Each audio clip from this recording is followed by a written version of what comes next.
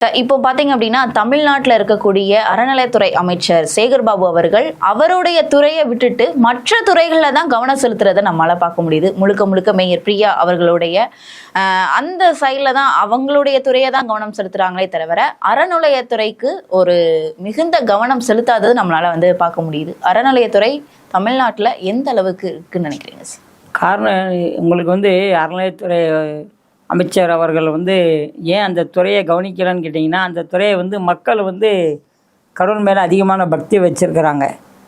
ஆனால் அவங்களுடைய அந்த தெய்வம் நான் வச்சுருக்கக்கூடிய ஒரு பக்தி, என்னுடைய வேண்டுதல் கண்டிப்பாக எனக்கு தெய்வம் நிறைவேற்றுது. ஒவ்வொரு மனிதனுக்கும் எல்லா கோயிலும் நீங்கள் சென்னை எடுத்துகிட்டீங்கன்னா கபாலீஸ்வர் கோயில் எடுத்துக்கோங்க, ஒவ்வொரு மதுரை மீனாட்சி அம்மன், சிதம்பரம் நடராஜர் கோயில், சிதம்பரம் கோயில் மட்டும் அவங்களால எடுக்க முடியல. மற்ற தமிழ்நாட்டில் எல்லா கோயில்லையும் மாவட்டத்தில் இருக்கக்கூடிய மக்கள் சாமிகிட்ட ஒரு வேண்டுதல் வைக்கிறாங்கன்னா வேண்டுதல் நிறைவேறுது. அப்போ அதுக்கு காணிக்கை உண்டியில் கொண்டு பக்தியாக செலுத்துகிறாங்க. அப்போ அவங்களுக்கு அங்கே போய் அங்கே கோயிலை பராமரிக்கணும் அவசியம் இல்லை. மக்கள் வேண்டுறாங்க, நிறைவேறுது, கடவுள் கொடுக்குறாரு, அவங்க காணிக்கை போடுறாங்க, உண்டியில் நிறைஞ்சிருது, அவங்களுடைய கஜானம் நிறைஞ்சிருது. அப்போ அந்த கோயிலை பார்க்கணும், அந்த கோயிலை சார்ந்த நிறைய கிராமப்புறங்களில் இருக்க கோயிலை பராமரிக்கணும், அவங்களுக்கு எந்த ஒரு கவலையும் கிடையாது. ஆனால் சென்னையில் அப்படி இல்லை.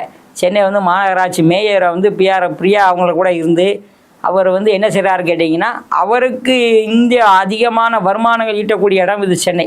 அப்போ இதில் இன்னும் சொந்தமாக என்ன வருமானம் ஈட்ட முடியும், இதில் என்ன லாபம் கிடைக்கும், அதுதான் பார்க்குறாங்க தவிர அவங்க அந்த துறை சார்ந்த அமைச்சர் அவர் கிடையாது. அவர் அதில் ஜீரோ. அதுக்கு அவர் எந்த ஒரு பலனும் இல்லாத ஒரு ஆள்.